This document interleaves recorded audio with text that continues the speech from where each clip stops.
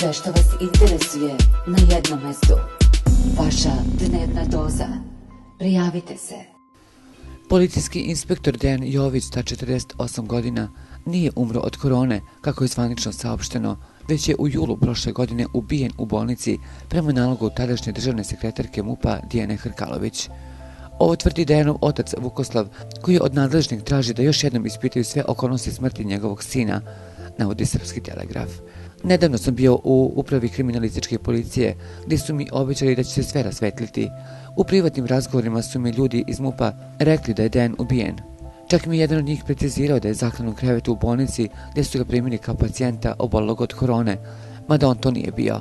Kako je mogao da se zarazi kada niko od nas u kući, niti od ljudi s kojima se sretao nije oboleo, pita se Vukoslav. On ukazuje na neke krajnje sumnjive momente koji su prethodili smrti njegovog sina. Kao prvo, on je ispred sobe imao obezbeđenje, što je neuobičajeno, osim ako nisu želeli da ga drže na oku do likvidacije. To obezbeđenje je povučeno 2-3 dana pred smrt. Također, u isto vrijeme sa odeljenja su uslonjene i 2 medicinske sestre koje su bile uz njega sve vrijeme. Dejan je umro u mukama, ubijen je, a one su vjerojatno sklonjene da ne bi vidjela likvidaciju i kasnije progovorile o tome, uveren je Vukoslav. Podsjetimo, stradanje nagrađivanog policajca počelo je posle ubistva na šinama, tačnije likvidacije Vlastimira Miloševića 30. januara 2017. godine.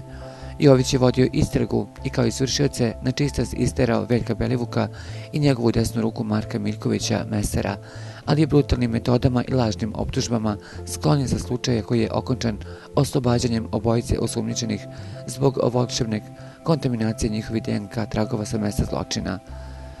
Baš zbog tog zataškavanja ovog ubistva iza rešetaka je u petak završila Dijana Hrkalović, Veljina i Markova šefica.